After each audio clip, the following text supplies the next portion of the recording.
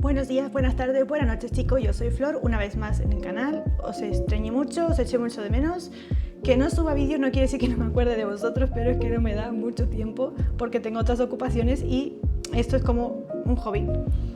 Me encantaría que se acrecentara la comunidad, pero voy subiendo a medida que voy teniendo disponibilidad de tiempo. Si no visteis la bitácora última que subí, que habla sobre los apegos, te invito a que vayas a verla, porque es una pequeña introducción a los diferentes estilos de apego que hay, los que se conocen más habitualmente y el que no. Hoy quiero hablaros sobre la dependencia emocional, cómo se crea la dependencia emocional. Si habéis visto esa bitácora, la del apego y los tipos de apego que hay, allí os habéis dado cuenta que la dependencia emocional se origina dentro de uno de los apegos. Es decir, está el apego sano, que es el que todos tenemos cuando sentimos un cariño muy especial por alguien, puede ser tanto familia como pareja. Ese apego seguro es ese apego bonito en el cual desde nuestra infancia nos enseñaron a cómo adaptar nuestras emociones y cómo adaptarnos nosotros a nuestras emociones y circunstancias de una manera más sana, más fluida, pero gracias a la intervención de mamá y papá en nuestra infancia, que nos supieron apoyar y estar pendientes de nuestras emociones, de nuestras necesidades desde pequeños.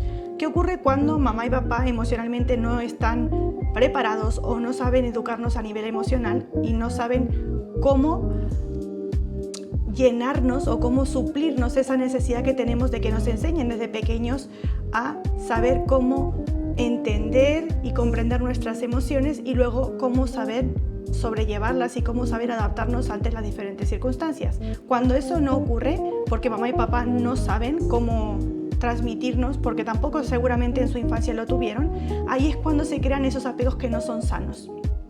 De allí es donde radica la dependencia emocional y lo importante que es tratarla.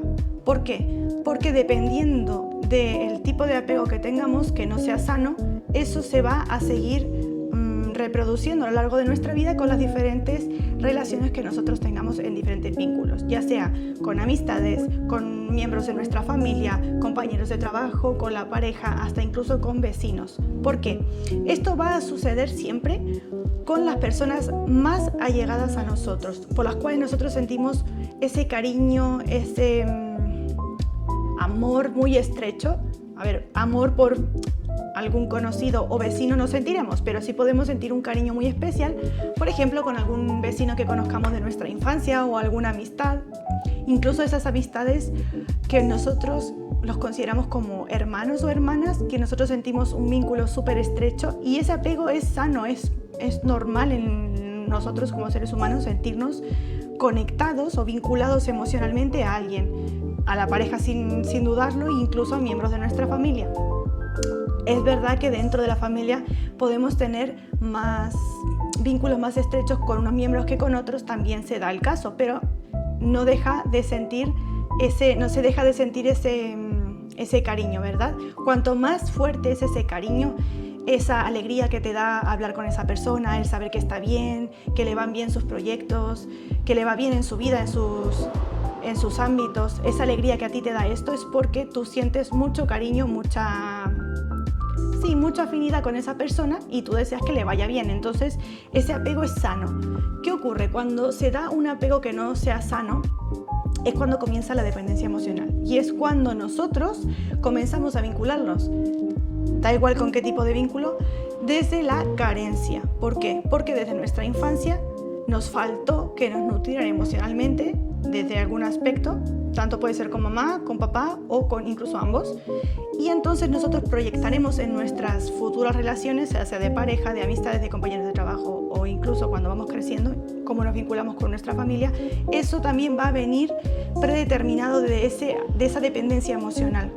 La dependencia emocional significa que nosotros necesitamos de la aprobación, de que nos den valía, de que nos provean a nosotros de tiempo, de cariño, de reconocimiento, de que seamos importantes y que nos den un sitio en la vida del otro.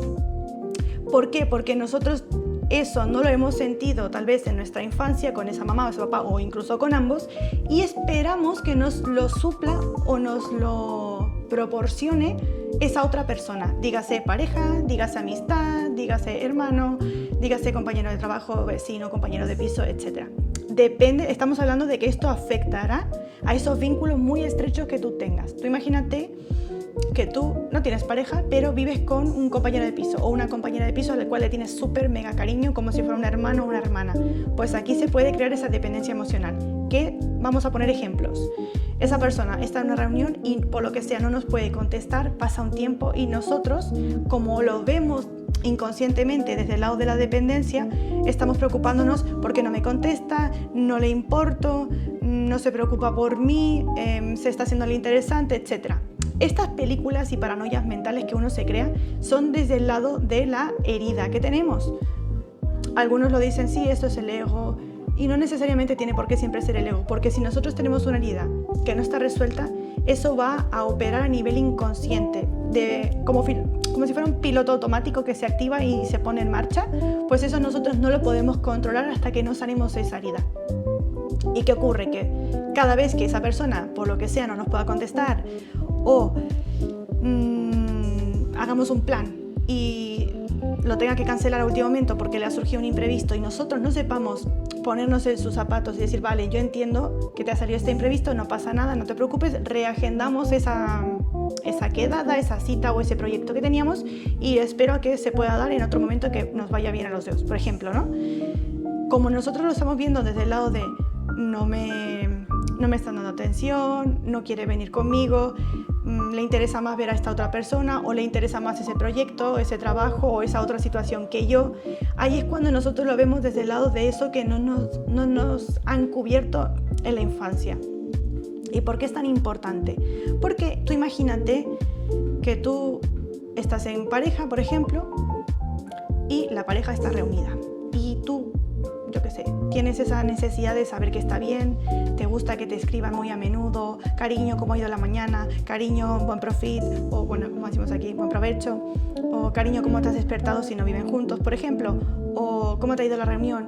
Y esa pareja está tan ocupada, siempre digo yo que una cosa es, estamos de verdad en un momento en el cual no podemos, por respeto o por circunstancias X, no podemos coger el teléfono. Una persona que por costumbre tiende a no coger el móvil es otra historia, ¿vale? Porque esa persona puede ser que sea más fría o puede ser que no le gusten los móviles o puede que sea cuestión de su personalidad que por eso no coja el móvil y no le guste estar comunicándose continuamente y la otra persona sí es más cálida, por ejemplo, y tiene más esa necesidad de que esté en continuo contacto con la pareja y la otra persona no. No hablamos de esos casos porque esos casos hablamos de la personalidad y demás, ¿no?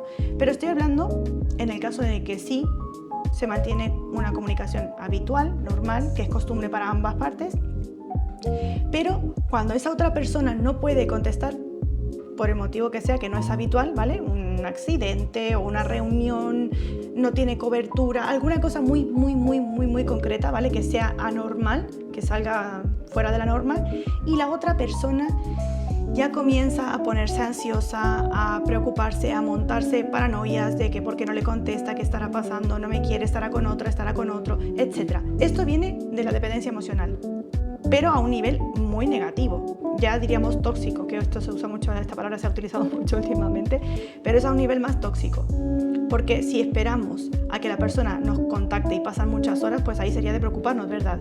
Pero si no es el caso y es cuestión de en una hora no me ha contestado y luego me da señales de vida, es porque esa persona en ese interín de tiempo no ha tenido la posibilidad de comunicarse, pero está dando señales de vida luego. No es que se haga el interesante, no es que no la interesemos, no es que no haya querido contactarnos, sino es que no ha podido, ¿vale? Pero al margen de esa situación, eso que se genera en la otra persona es esa dependencia de querer mantenerse en contacto, de que le reporten continuamente, de sentir como esa unión, ese vínculo como bien estrecho y que necesita continuamente de llamar la atención de la otra persona, o incluso hay parejas en las cuales una vez que se está en pareja la otra persona ya como que cancela su vida y solo se centra su vida en torno a su pareja y todo lo que salga de hacer planes que no sean con su pareja ya no los contempla. Eso también es algo bastante habitual cuando hay una dependencia emocional bastante fuerte, cuando la persona tiene carencias emocionales que intenta hablamos de a nivel inconsciente suplirlas, porque de manera consciente a todo el mundo le gustaría ser independiente. Pero cuando estas heridas están activas, de manera inconsciente uno intenta, ¿cómo decirlo?, suplir a nivel inconsciente esas carencias que tuvo en la infancia. ¿Qué ocurre? Que hay casos que son un poco exóticos, diría yo, en los cuales nos topamos con, ¿qué me ha pasado esto?, con una persona segura, por ejemplo, muy exitosa, le va muy bien en el ámbito de estudios o en el ámbito de trabajo, es una persona con mucho carácter, mucha seguridad, pero, por ejemplo, cuando se vincula con su pareja a nivel de pareja, tiene una dependencia emocional muy fuerte. Entonces, a nivel exterior, lo que los demás ven de esa persona, ven a una persona con carácter, una persona muy segura, como dicen en algunos países, muy echada para adelante, que le va muy bien, que tiene mucho ímpetu, muchos proyectos y demás. Pero a nivel de pareja es una persona totalmente dependiente y que se vuelca de lleno, dejando incluso en muchas ocasiones sus planes, sus proyectos en segundo plano para contentar a la pareja o para pasar más tiempo con la pareja, haciendo que la pareja tampoco tenga esos momentos o esos tiempos a solas para desarrollar también sus hobbies o sus otros quehaceres que no se hagan en conjunto en pareja, porque claro, yo siempre digo, una pareja son dos, ¿no? Y dentro de esos dos, cada uno, antes de vincularse como pareja, cada uno tenía sus metas, sus proyectos y sus hobbies.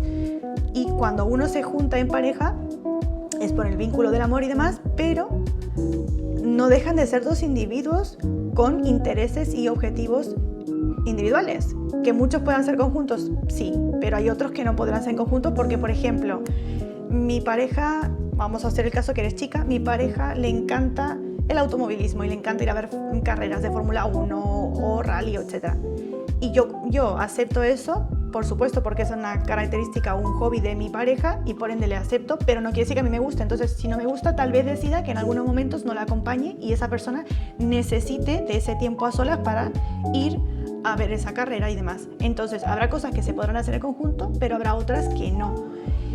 Y cuando esa pareja se une y dejan de hacer esas actividades a solas, al principio es un poco habitual por la fase de enamoramiento, pero una vez pasada esa etapa, si continúan así, es por la alta dependencia emocional que hay entre ambas partes.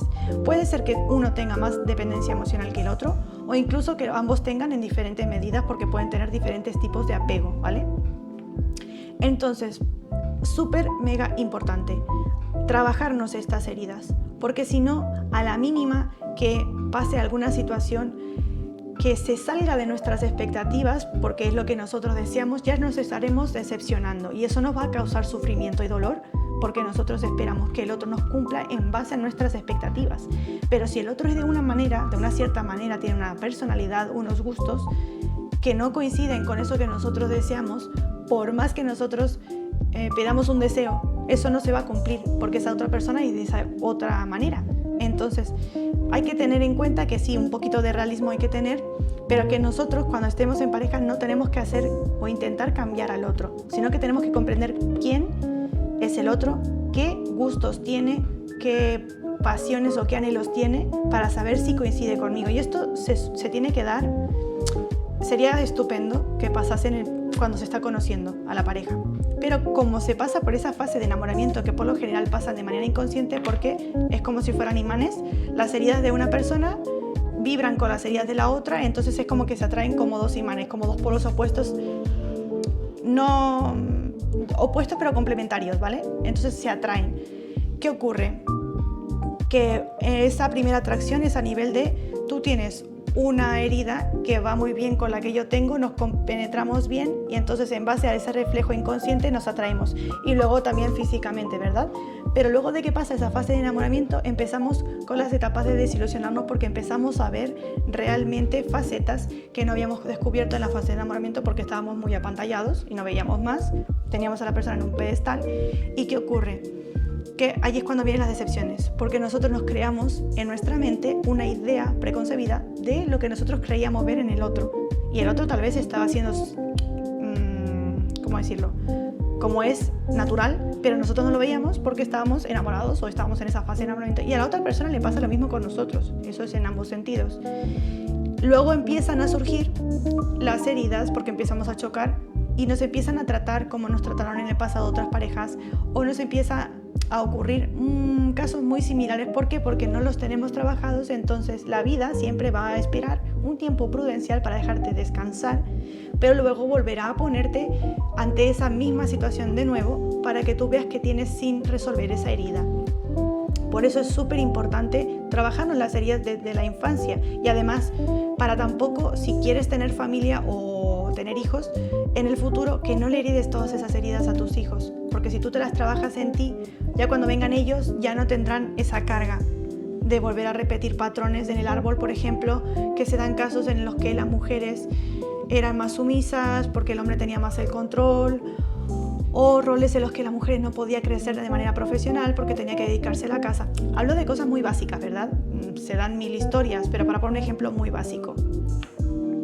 Es una pequeña introducción. La siguiente haré una más específica para que vean comportamientos y características exactas de una persona que se vincula con otra cuando hay dependencia emocional. Rasgos muy característicos de la personalidad de la persona que atrae. Es decir, yo tengo dependencia emocional y atraigo este tipo de personas, X con perfiles, y luego yo qué características como dependiente emocional tengo hacia otros.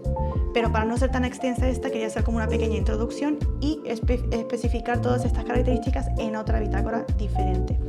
Espero que te haya gustado esta bitácora. Compártela si conoces a alguien que le interese este tema, o que tenga o que sepa que tiene dependencia emocional y que le quieras ayudar. Deja un me gusta o un comentario, porque así sé que recibo ese feedback de que te ha gustado la información. Y si no te has suscrito, te pido que te suscribas, porque así YouTube podrá avisarte si activas la campanita cada vez que tengamos contenido nuevo en el canal. Que tengáis un muy bonito día.